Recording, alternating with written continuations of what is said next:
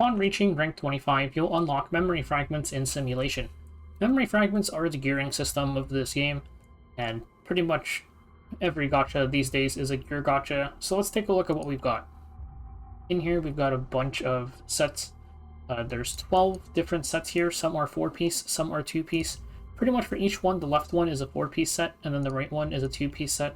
So let's take a look at all of the different sets, and we'll also talk a little bit about how gearing might look in this game.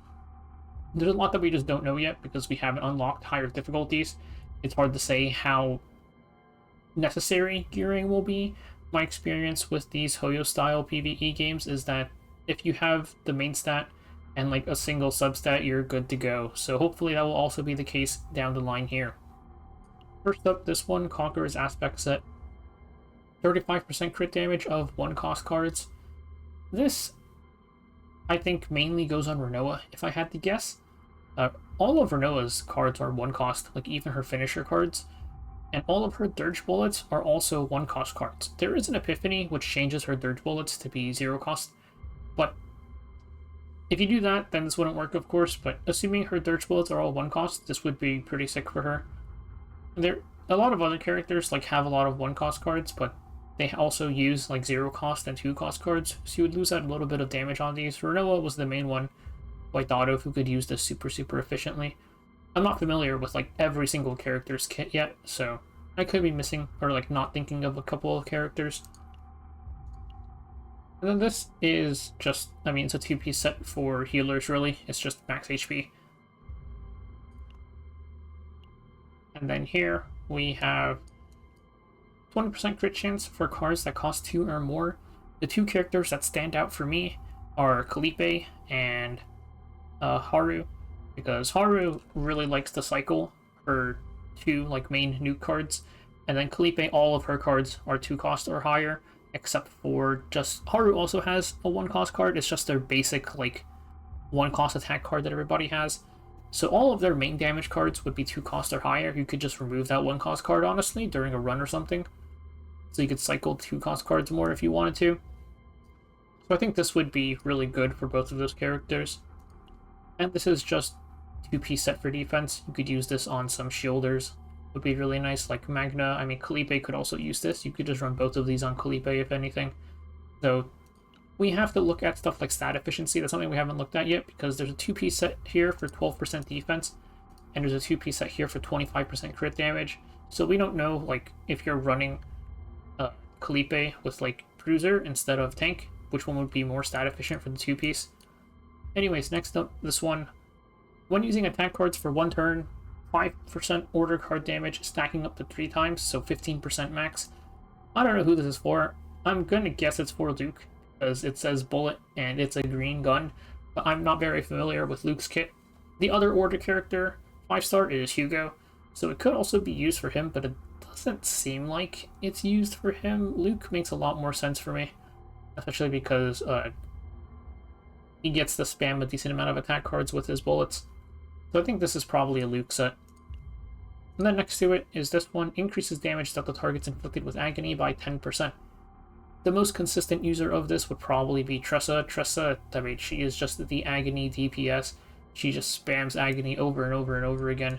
So this might be really nice for her. And then next up, when a card is exhausted for 1 turn, plus 15% void card damage. This main person I think of is Kayron, just because, I mean, Kayron, exhaustion, void damage. It doesn't mention a stacking limit for this, which is kind of interesting, because this one does explicitly mention a stacking limit. So I don't know if this stacks, like, without limit. It would be kind of crazy if it did.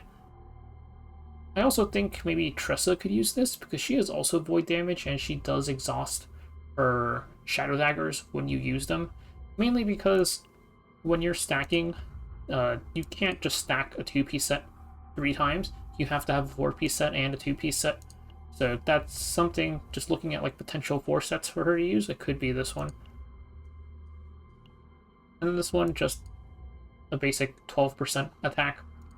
And the other thing is, like, this is again, like, this calculations need to be done. This versus just going 2-piece Agony, 2-piece attack, and 2-piece crit damage is something that needs to be looked at. especially since, yeah. I don't know if, like, I don't think Renoa's Agony DOTs can crit. I haven't seen them crit, but I also don't have any crit chance on mine, so hard to say. And then there is the Extinctual Growth set. If a hand has 4 or more cards plus 15% instinct card damage. Now, there's not that many, like, instinct 5 stars. It's Calipe or Leah.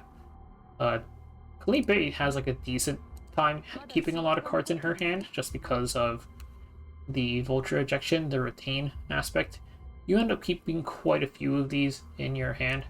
And then there is Orlia, who just spams all of these creations with retain. So she could be another user of this. I think she was the one that came to mind first, just because of all of her little creation spams. And then next up is Sascarab. I mean, this is a 2-piece set for healers and shielders, if you need the healing or shielding. It only specifies basic cards, which is, like, weird. I don't...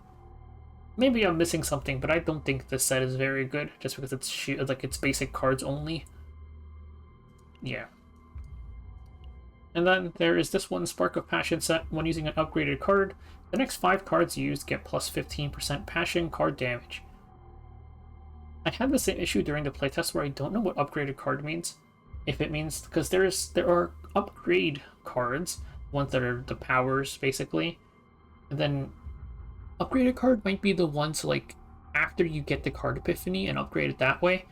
Either way, Passion card damage, I would expect this to be used for Maylin.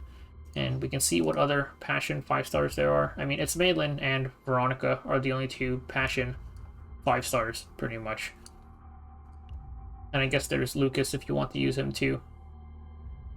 And then lastly, we have this 2-piece set just for crit damage, pretty much. I mean, this would go on anybody who wants to build crit damage. You can see the 4 sets are a little bit more specific, and the 2-piece sets give you some general stuff. It'll be kind of interesting to see what combos different characters go. We have a couple of options, and then I would expect that we get more sets, maybe with, like, each new season or something. So one thing that's kind of interesting is just the way that gearing is going to affect the game. So here at difficulty 6, you can see at difficulty 7, difficulty 6, it's level 50, and it says clear the promotion mission to do difficulty 6. Recommended level 50, and when you go to difficulty 7, there's no more promotion mission, and the monsters are level 60.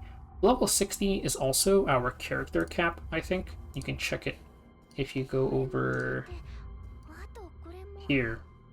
Your character's capped at level 60.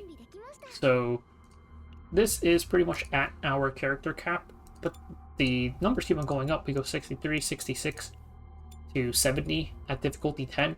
And I would assume that gear is supposed to cover the difference here.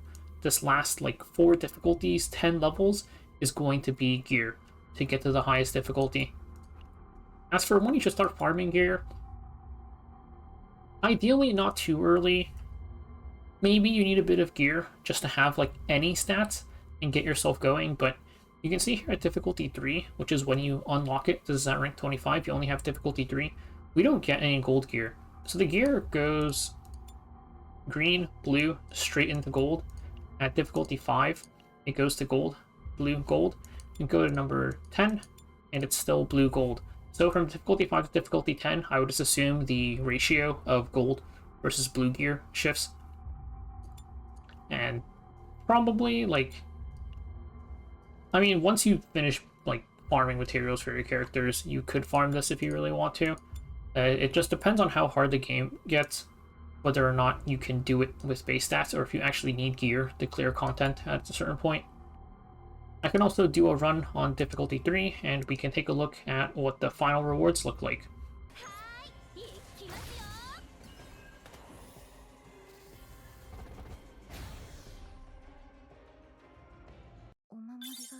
So here we finish off the run, and we got 3 blue drops plus 3 green drops. This isn't guaranteed to have this many. I had a run earlier that only had 2 blue drops, I think, or 2 green drops. I don't remember. I remember only 5 pieces. You also get a little bit of Particles Memory, which is basically just EXP for your memory fragments. So this gear, I mean, like, see, I hit, like, on a necklace, this is HP main, which is not fantastic, but I would expect this to roughly be about the same as Epic 7 gear, honestly. I'm not, like, expecting too much out of it. Odds are you hold this for later, once you get to higher difficulties and you can actually start getting gold gear. Probably don't want to invest too much into farming gear for now. You can take a look at Tressa for her memory fragment slots. They have all of these complicated names for these things. We're just going to go down the list and see what we have for slots. Here's this crit chance main. So you can see, like, I have Cursed Corpse 4 and it just says 2 set. So I'm pretty sure, like, even if you stack the 4, it doesn't give you the 2 set twice, which is definitely something to keep in mind.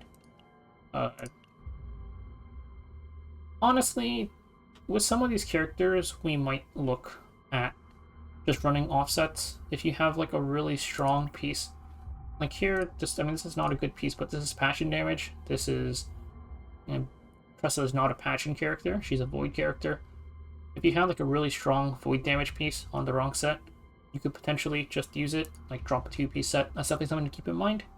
But this is just a early look at the gearing system. There's a lot of things we just don't know about it, and then we have to experiment with it. But that's it for this video, and good luck pushing your ranks.